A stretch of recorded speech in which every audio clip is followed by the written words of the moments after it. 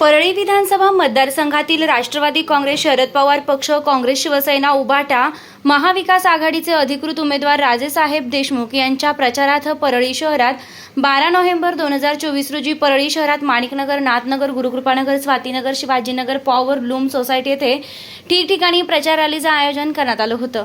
या रॅलीस मतदार बंधू भगिनींनी उत्स्फूर्त असा प्रतिसाद दिलाय। सर्वच प्रभागात ठिकठिकाणी महाविकास आघाडीचे अधिकृत उमेदवार व राजेसाहेब देशमुख यांना आपल्या समस्या सोडवण्यासाठी परळी शहरातील वातावरण भयमुक्त करण्यासाठी मतदान करावे असं आवाहन महाविकास आघाडीच्या पदाधिकारी कार्यकर्त्यांनी मतदार बंधू भगिनींना केलं।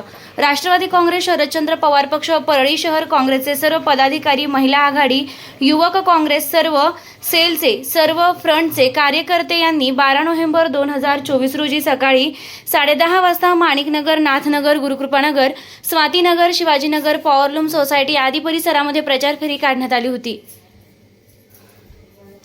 या रॅलीत काँग्रेस पक्षाचे शहर अध्यक्ष बहादूर भाई, राष्ट्रवादी काँग्रेस शरदचंद्र पवार पक्षाचे परळी तालुकाध्यक्ष जीवनराव देशमुख, डॉक्टर दुष्यंत देशमुख, राष्ट्रवादी काँग्रेस शरदचंद्र पवार पक्षाच्या महिला आघाडीच्या परळी शहर अध्यक्ष ॲडव्होकेट कल्पनाताई देशमुख, धर्मराज खोसे, शेखर चौधरी, शिवाजी देशमुख, रणजित देशमुख, दीपक शिरसाट, सुनील म्हस्के, सुभाष देशमुख, गफार शाह, वैजनाथ गाडेकर, जावेद भाई, मजहर बाबा शेख, अबू तला आदींसह महाविकास आघाडीचे पदाधिकारी, कार्यकर्ते मोठ्या संख्येने सहभागी झाले होते।